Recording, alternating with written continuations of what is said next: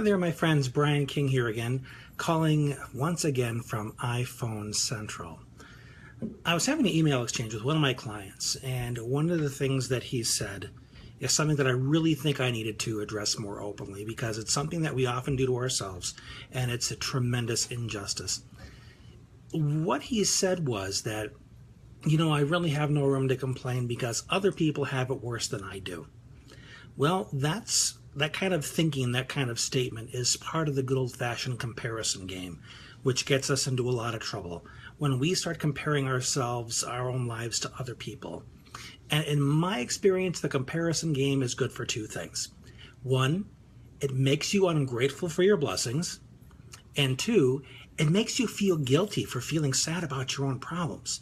What you essentially do is, by comparing your life to somebody else's, you invalidate your own experience. The reason you become ungrateful for your own blessings is because you compare how good somebody else has it. The faster car, the bigger house. And instead of looking at what you have and realize that maybe my needs are met pretty darn well.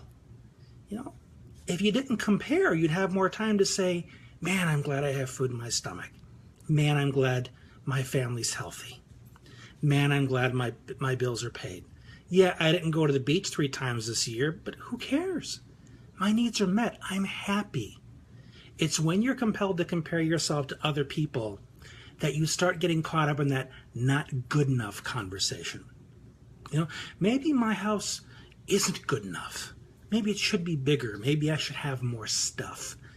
And it's because you entertain that you stray away from an opportunity for gratitude.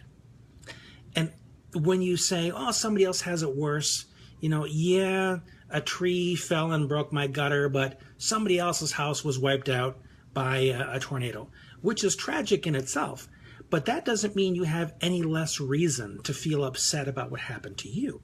Again, the comparison game. Because one of the things that we so infrequently do is to allow ourselves to feel our honest feelings about things. Yeah, I had cancer when I was 18. Some people died from the cancer. Does that mean I should say I had no reason to be angry or sad or anything else because somebody died? Very different experience, but my emotions were still valid. I still had to do the work to make sense of those feelings, to make peace with them. That was my work to do. Somebody else who has it worse, that's their work to do. We're on very different journeys in this life. And the way we get through them is by doing the work that we are assigned. One of my good buddies, Scott Doucette, introduced me to the term, stay in your own lane. You're on the highway, you're on life, stay in your own lane. Don't worry about what the guy next to you is doing. Don't try and cross over there and do his stuff. Stay in your lane. So my advice when it comes to these things is, get rid of that idea that, somebody else has it worse, therefore I have no right to feel sad. Yeah, somebody else has it worse. Feel compassion for them. Feel empathy. But let them do their work. Support them as best you can based on your own experience. But remember, you have to do your work as well. And you don't owe justification for anybody else, because it's not a comparison game. In fact, it's not even a game. It's a collaboration.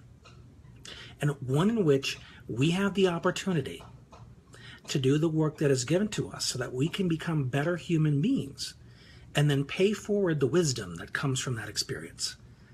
And that's kind of how we all grow and become better together, when we stop competing and start collaborating. Hopefully this has been helpful.